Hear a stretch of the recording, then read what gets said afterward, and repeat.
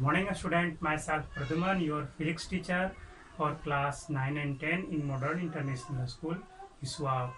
Student, today just I am going to solve some problems related with gravitation chapter for class 9th. Now just watch your book from page number 52 to 152 to 154. इसमें है क्या कि बहुत सारे objective types problem है जो कि बहुत ही अच्छे प्रॉब्लम है। मैं वन बाय वन एक एक को डिस्कस करूंगा और बताता जाऊंगा उसका सॉल्यूशन भी कि क्या होगा और कैसे होगा। जो देखो, your first question say that neglecting rotation of the earth, if suddenly the attractive power of the earth drops to zero, a man standing on the earth will। अब जो क्वेश्चन कहा है उस पर आ जाओ। क्या बोला जा रहा है कि अचानक से अर्थ का जो रोटेशन है वो रुक जाए, है ना। अर्थ का रोटेशन जो है उसको नेग्लेक्ट किया जाए। if suddenly the attracting power of the earth drops to zero, जो ग्रेविटेशनल फोर्स ऑफ अट्रैक्शन वो जीरो हो जाए, तब क्या होगा। तो जान रहे हो, अर्थ जब रोटेट कर रहा है तो रोटेट कर रहा है तो उसके साथ साथ हम भी रोटेट कर रहे हैं, है ना। और अट्रैक्शन का जो पावर है वो क्या हो जाएगा, वो तो हमें बांध करके रखता है ना, वो हमें बांध करके रखता है। तब क्या होगा, मैंने इसका सॉल्यूशन भी आपको पहले करवाया था। जैसे ही आपका नीचे की ओर क्या लग रहा है, ग्रेविटेशनल फोर्स ऑफ अट्रैक्शन, और जब हम इधर की ओर मूव करते रहते हैं, जैसे रोटेट कर रहा है इस तरह से एंटी क्लॉकवाइज में, तो वेलोसिटी तो कुछ होता ही है इधर की ओर, है ना। और उस वेलोसिटी की वजह से बाहर की ओर mv² एक सेंट्रीफ्यूगल फोर्स लगते हैं। ये इधर की ओर ग्रेविटेशनल फोर्स mg और mv² दोनों इक्वल होते हैं, है ना। अब अचानक से ये mg हट जाए, यानी कि ग्रेविटेशनल फोर्स ऑफ अट्रैक्शन, तो कौन सा फोर्स हावी हो जाएगा, mv²r। वो आपका ज्यादा इफेक्टिव होगा। और वेलोसिटी किधर था, इधर की ओर था। अब ऑब्जेक्ट जो है इधर की ओर ही चलना स्टार्ट कर देगा, यानी कि टेंजेंशियली जो है ऑब्जेक्ट मूव करना शुरू कर देगा। इसका आंसर में क्या होगा जरा देखें। Fly up, slide along the surface, move up, move out tangentially. बिल्कुल सही बोला है, मूव आउट टेंजेंशियली होगा। सरफेस पे स्लाइड करने का मतलब क्या हुआ, इस पे स्लाइड करना। ये नहीं होगा, इस तरह से आपको निकल जाएगा। नेक्स्ट क्वेश्चन पर आ जाओ। क्वेश्चन नंबर 2 यहाँ पे है, दिखा दे रहा हूँ। ये रहा NTSE SAT targets scholarship aptitude test. देखा जाए अब next question. For no change in mass of the earth if the radius is half the weight of an object of mass 10 kg will be. अभी देखो, अभी 10 kg का जो है, 10 kg का जो है आपका, वो कितना बताएगा उसका वेट 10 kg का। इधर की ओर रहेगा mg लगेगा, चलो वहीं पे है आपका 10 kg का, तो नीचे की ओर mg, तो 10 × 10 यानी कि 100 न्यूटन बताएगा। अब क्या कहा गया, रेडियस क्या होने के लिए बोला, radius becomes half if the radius of earth. जैसे रेडियस हाफ हो जाएगा तो देखो हमारा g इक्वल टू क्या था, कैपिटल M और gm/r²। जैसे ही ये हाफ होगा तो g का वैल्यू क्या हो जाएगा, देखो तो इसको हम g बोलते हैं, तो g', जैसे ही इसको करोगे तो gm/r/2 होल², यानी 4 आएगा तो यहाँ पे आ जाएगा, यानी कि 4 gm/r²। क्या हो गया, इसे तो हम क्या बोलते हैं g, यानी कि g' क्या हो जाएगा 4g, यानी कि 4 गुना एक्सेलरेशन बढ़ गया, तो 4 गुना अट्रैक्शन भी बढ़ जाएगा। तो जो 10 kg का ऑब्जेक्ट 100 न्यूटन बता रहा था, अब वो 400 न्यूटन बताएगा। यानी कि 40 केजी के वेट के बराबर वो बताएगा। 4 गुना हो गया ना, तो 10 केजी वाला 40 केजी के वेट के बराबर वो अब बताना शुरू कर देगा। ठीक है, थर्ड क्वेश्चन पे आ जाओ। An apple falls from a tree because of gravitation between the earth and apple. If F1 is the magnitude of force exerted by the earth on the apple and F2 is the force exerted by the magnitude of force exerted by apple on earth, then F1 is, हालांकि ये जान लो F1 और F2 में relation क्या होगा, इसे छोड़ा जाए तो क्या है, हम जानते हैं न्यूटन्स थर्ड लॉ में action and reaction both are equal. जितना फोर्स से अर्थ इसको खींच रहा है उतना ही फोर्स से ये भी अर्थ को खींच रहा है। सॉरी, एक्शन रिएक्शन की बात हम नहीं करेंगे, यहाँ पे ग्रेविटेशनल फोर्स ऑफ अट्रैक्शन की बात करेंगे, है ना। वो डिपेंड करता है प्रोडक्ट ऑफ मास पे। तो जितना फोर्स से वो अपनी ओर खींचेगा उतना ही फोर्स से ये भी अर्थ को अपनी ओर खींचेगा। दैट मीन्स F1 और F2 इक्वल होने चाहिए। फोर्थ नंबर क्वेश्चन पे आ जाओ, आंसर देखें इसका क्या है, होना ही चाहिए वो आंसर भी। आंसर थर्ड का डी दिया, आंसर सही है। F1 and F2 are equal. An object of mass 10 kg is dropped from a building of height 40 metre. ठीक है, given the best description of relationship between gravitational potential energy and kinetic energy after 2 second. तो देखा जाए 2 second बाद के बारे में बात कहा गया है, तो क्या होगा, ग्रेविटेशनल पोटेंशियल एनर्जी और आपका जो है काइनेटिक एनर्जी के बारे में रिलेशनशिप आपको पूछने के लिए कहा है कि क्या होगा। देखो इसको बनाना पड़ेगा, है तो क्वेश्चन इजी है।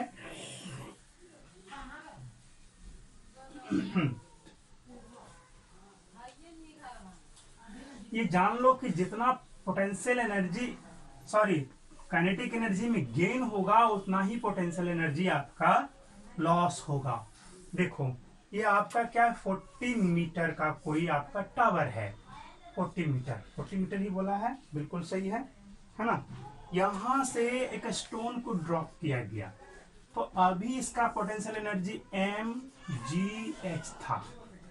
हालांकि ये तो आ गया क्वेश्चन, हमने अभी वर्क एनर्जी एंड पावर को पढ़ा भी नहीं है, फिर भी इस क्वेश्चन को इसमें डाल दिया गया है, तो चलो डिस्कस तो करना ही पड़ेगा। अभी कितना था, mgh। ठीक है, पोटेंशियल एनर्जी, तो कितना पोटेंशियल एनर्जी है टोटल आपका, यहाँ पे देख लें। 2 सेकेंड बाद इसका वेलोसिटी क्या होगा, आफ्टर 2 सेकेंड वेलोसिटी क्या होगा, v = u + gt हो जाएगा, यानी कि 9.8 × 2 यानी कि 19.6 मीटर पर सेकेंड आ गया वेलोसिटी, आ गया। ठीक है, 2 सेकेंड बाद इनिशियल में इसका क्या था पोटेंशियल एनर्जी, ये हम फाइंड आउट कर लें। चलो इसको 20 मान लो, 10 ले लो, सुविधा होगी।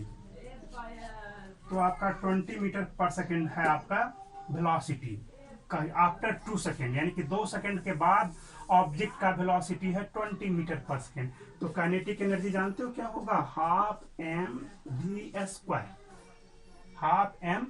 स्क्वायर। हम मास को जैसा वैसा ही रहने दें, कुछ नहीं करेंगे, यानी कि 1/2 m 20 स्क्वायर करोगे तो 400, यानी कि 200 m आपका काइनेटिक एनर्जी आया। अब इनिशियल में इसका पोटेंशियल एनर्जी कितना था, initial potential energy mgh, m × 10 × 40 कितना है ये आपका 400 m इनिशियल में था। बाद में 2 सेकंड के बाद कितना हो गया, 200 m हो गया। यानी कि जब ये 2 सेकंड तक नीचे आया तो इसका पोटेंशियल एनर्जी कितना हो गया, काइनेटिक एनर्जी गेन कितना किया, 200 m हो गया। देखा हमने अभी निकाला, वेलोसिटी निकाला 2 सेकंड के बाद, तो 2 सेकंड के बाद वेलोसिटी आया 20 मीटर पर सेकंड। तो काइनेटिक एनर्जी का फॉर्मूला होता है, अगले चैप्टर में पढ़ना, हाफ mv² होता है। यहाँ पे भी 20 रखा तो क्या होगा, 20 का स्क्वायर 400 करोगे डिवाइड तो 200 आ गया, 200 आपका आ गया काइनेटिक एनर्जी 2 सेकंड के बाद। और टोटल पोटेंशियल एनर्जी कितना था, 400 जब छोड़ा गया था। यहाँ पे काइनेटिक एनर्जी 0 था। वर्क एनर्जी आपका कंजर्वेशन ऑफ एनर्जी कहता है कि energy neither be created nor be destroyed. तो इस लेवल पर जब आएगा तो काइनेटिक एनर्जी 200 m हुआ, तो पोटेंशियल एनर्जी भी आपका 200 m होगा, तब जाके दोनों का जो सम होगा वो 400 के बराबर, यानी कि दोनों इक्वल होगा। आंसर क्या दिया है जरा देखें। पोटेंशियल एनर्जी 3-4 ऑप्शन दिया है इसमें, 4th नंबर का देखें आंसर क्या दे रहा है। हाँ सही है, सही है आपका, ये बिल्कुल सही है। तो 10 kg का है, हमें यहाँ 10 पर, यहाँ पे 10 रखना होगा। यहाँ पर भी आ गया आपका 2000 जूल, यहाँ पर भी 2000 जूल, यानी कि इक्वल हो जाएगा। अच्छा 5th नंबर पे आ जाओ। The gravitational effect of which of the following cause tidals wave in sea is. क्या कहा है कि the gravitational effect of which of the following, moon का ग्रेविटेशनल इफेक्ट है, जिससे मून भी क्या करता है, अर्थ के चारों तरफ रोटेट करते रहता है। उसके अकॉर्डिंग होगा क्या, कभी वो सी के पास से गुजरेगा, कभी वो अर्थ सरफेस का जो हार्ड सरफेस है उसके पास से गुजरेगा, तो वो भी क्या करता है, अट्रैक्ट करता है। तो वो आपका अर्थ को अट्रैक्ट करने लगता है अपनी ओर। उसमें वाटर सरफेस, जो वाटर जो है वो तो आपका उसमें ज्यादा अधिक, जिसे आपका हार्ड मटेरियल के रेस्पेक्ट में वो तो ज्यादा नहीं, जैसे इसको खींचेंगे तो खींचाएगा नहीं, है ना, बट वाटर को थोड़ा सा उठाओगे तो उड़ जाएगा। इस वजह से वाटर का लेवल हाई हो जाता है, उसके अट्रैक्शन की वजह से ऊपर की ओर खिंचाना चाहता है वाटर। ये इफेक्ट है, यानी कि मून का हो जाएगा, मून का ग्रेविटेशनल इफेक्ट हो जाएगा। नेक्स्ट देखें। Next question say that suppose the gravitational attraction of earth suddenly disappears, then weight of the body becomes 0 but mass remains unchanged। तो ये बिल्कुल सही है। जैसे ही आपका क्या होगा, ग्रेविटेशनल अट्रैक्शन समाप्त होगा तो क्या होगा, वेट तो 0 हो जाएगा, बट मास क्या होगा, वो जैसा है वो वैसा ही रह जाएगा। और भी ऑप्शन देखिए, weight and mass of body both becomes 0, ये गलत हो जाएगा। वेट तो 0 होगा बट मास 0 नहीं होगा। Weight and mass of body both remains unchanged, ये भी गलत है। वेट तो 0 होना ही होना है, ग्रेविटेशनल अट्रैक्शन 0 होगा, समाप्त होगा, तो मास वेट तो 0 होना है। तो फर्स्ट ऑप्शन ही सही है आपका, weight of body remains unchanged बस मास बिकम्स 0, ये गलत है आपका। तो ए ऑप्शन इसका करेक्ट है कि weight of body becomes 0 but mass remains unchanged. ऐसे भी मास कांस्टेंट होता है, मास समाप्त नहीं होता है। 7th नंबर में, a man carrying a load of weight W on his hand jumps from a height. During free fall, the weight of load experienced by man is, तो 0 हो जाएगा। जैसे क्या है कि एक आदमी जो है अपने सर पे कुछ हाथ में लोड ले रखा है, तभी जैसे क्या हम हाथ में कुछ ले रखे हैं तो वो हमें भारी तो लग रहा है ग्रेविटेशनल अट्रैक्शन की वजह से, है ना, वो नीचे हमारे हाथ को खींच रहा है, बट होगा क्या, जैसे ही हम जंप करेंगे ना किसी हाइट से, तो क्या हो जाएगा, जो हमारे सर पे कुछ बोझ है वो बिल्कुल 0 अपीयर होगा, वो बिल्कुल ही कुछ नहीं लगेगा। क्योंकि जितना एक्सेलरेशन से हम नीचे जाते रहते हैं उतना ही एक्सेलरेशन से वो भी आपका नीचे जाता रहता है। देखो समझा देते इस चीज को। जैसे अब क्या है, जैसे यहाँ पे कोई व्यक्ति खड़ा है, ठीक है, हाथ में कुछ लोड ले रखा है, बड़ा सा लोड है ये, ठीक है, ये आपको मान लिया जाए 15 kg का है, तो भारी तो लग रहा है, लेकिन जैसे ही ये किसी जगह से कूदेगा, जंप करेगा, तब ये जो जितना इसको हाथ पर लोड लग रहा था, अब वो इसको लोड अनुभव नहीं होगा, वो अब इसका लोड इसको अनुभव ही नहीं होगा। सर पे 100 kg का बोझ रहेगा ना, लेकर के कूद जाएगा, तो कूदने के दौरान, जर्नी के दौरान, नीचे गिरने से पहले तक उसको वेट बिल्कुल ही अपीयर नहीं होगा, 0 वेट अनुभव होगा। क्योंकि जिस एक्सेलरेशन से पहले जैसे क्या था, ग्रेविटेशनल अट्रैक्शन तो लग ही रहा है ना, इसके सर पे रखा हुआ है, तो आपका क्या इसके सर को दबा रहा है, तो इस वजह से इसको भी फोर्स ऊपर की ओर लगाना पड़ रहा है। लेकिन जैसे ही नीचे की ओर जंप करता है तो ये भी नीचे जा रहा है, इसका भी एक्सेलरेशन हो रहा है डाउनवर्ड में, इसका भी एक्सेलरेशन डाउनवर्ड में, किस वजह से आपका दोनों समाप्त हो जाता है और 0 फोर्स अपीयर होता है। नेक्स्ट देखा जाए 8 number, what is the weight of 7 kg weight, what is the weight of a 7 kg weight body in a planet whose mass is 1/7 of the earth and radius is 1/2 of the अर्थ। तो सबसे पहले क्या है, 7 kg का जो object है उसके बारे में कहा गया है कि एक प्लैनेट है, उस पर उसका वेट क्या होगा। अर्थ पर 7 kg का जो वेट है उसके रेस्पेक्ट में प्लैनेट है उस पर उसका वेट क्या होगा, जिसके मास के बारे में बोला है कि अर्थ के मास का 1/7 है और रेडियस कितना है उसका, हाफ है ना। तो देखो हम जानते हैं G इक्वल टू होता है Gm/r²।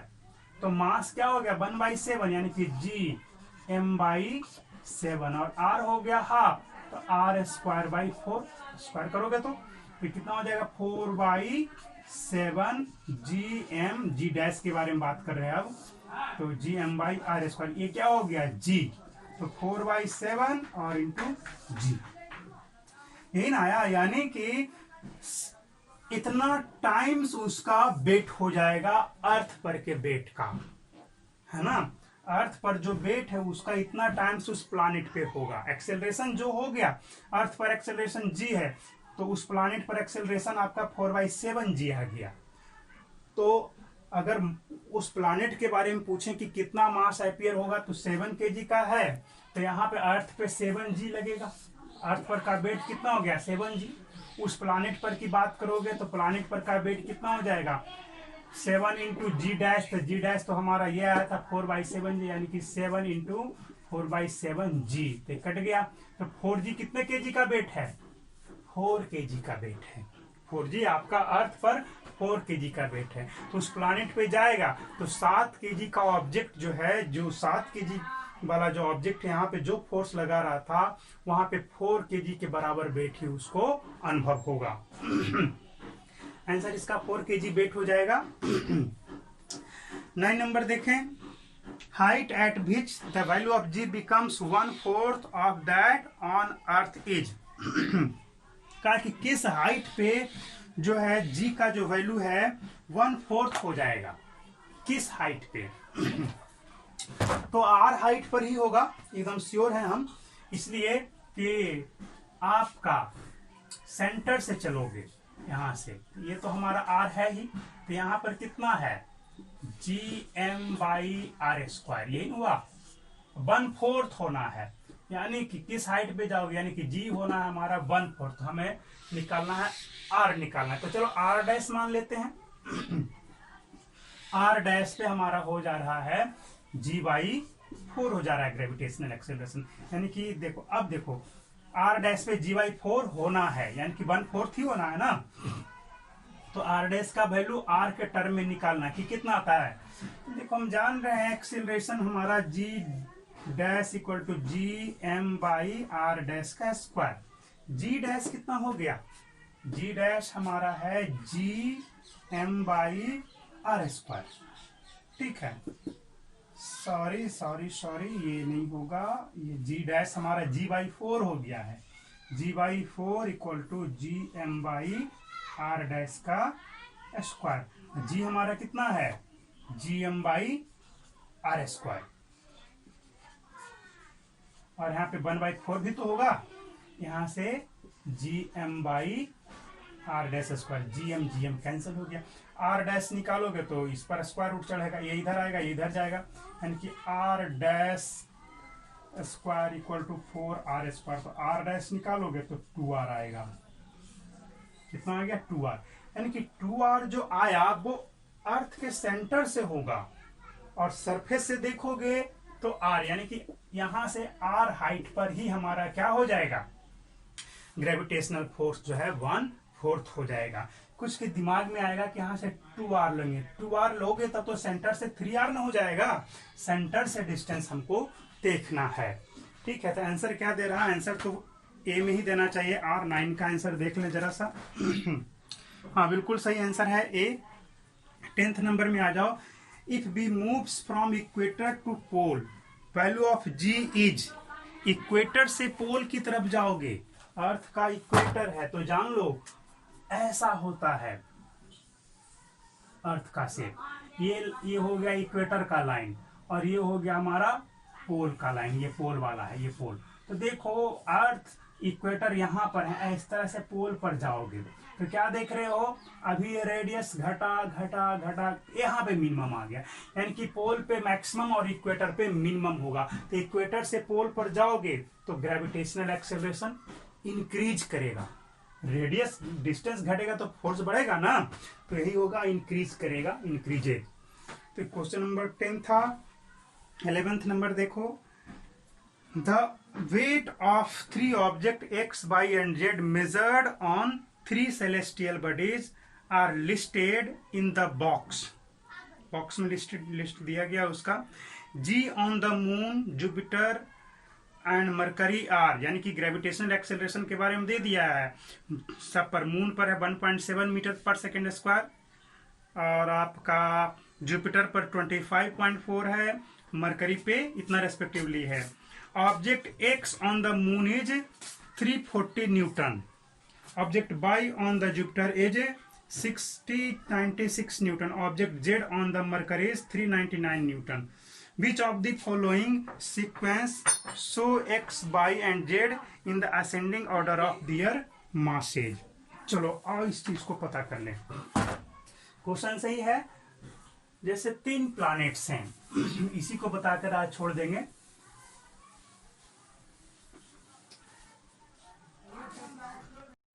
देखा जाए, क्वेश्चन जो कह रहा है कि 3 प्लैनेट हैं, मून, जुपिटर, ये तो आपका ये क्या बोलते हैं इसको, सैटेलाइट्स हैं, मून, जुपिटर और मरकरी, ये हैं, तीनों हैं।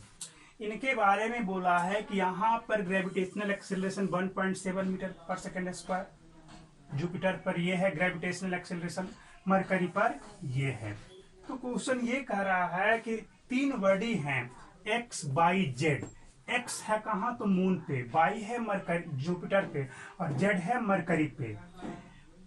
एक्स का जो वेट है वो इतना न्यूटन बता रहा है मून पे, जुपिटर का जो वेट है वो इतना न्यूटन बता रहा है कहाँ, सॉरी, वाई का जो वेट है जुपिटर पे इतना न्यूटन बता रहा है।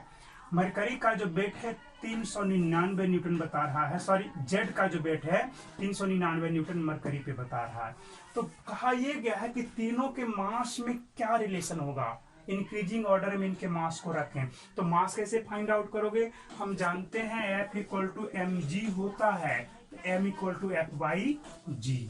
तो हर जगह लगाओगे, F तो मालूम है, G भी मालूम है, mx निकालो, Fm/gm, gm मैंने मरकरी के लिए, Fm मरकरी के लिए इस्तेमाल किया, यहां से निकाला तो 340 डिवाइड बाई 200 kg आया। इसके लिए निकाला सेम प्रोसेस तो 240 kg आया, और मरकरी के लिए निकाला तो 105 kg आया। तो अब खुद ऑर्डर में कर लो किसका मास ज्यादा है, तो सबसे ज्यादा हो गया आपका y, उससे कम x, सबसे कम z। तो इंक्रीजिंग ऑर्डर में करोगे तो 105, आपका 200 एंड 240, यानी कि आपका z, y एंड x हो गया इस तरह से इंक्रीजिंग ऑर्डर में। तो आंसर में ऑप्शन आपका क्या होगा सही, तो जेड एक्स वाई, इसमें से एक भी नहीं दिख रहा है ना, Z X Y Z increasing order बोला है कि डिक्रीजिंग बोला है, ascending order of their masses, ascending order में तो जेड का तो सबसे ज्यादा हो गया, देन एक्स, हाँ बिल्कुल सही, जेड के बाद एक्स आएगा, वाई नहीं आएगा, ये है आपका एक्स एंड देन वाई। अब सही हो गया, तो आंसर में ऑप्शन आपका बी होगा। क्लियर है, तो आज इतना ही रखेंगे।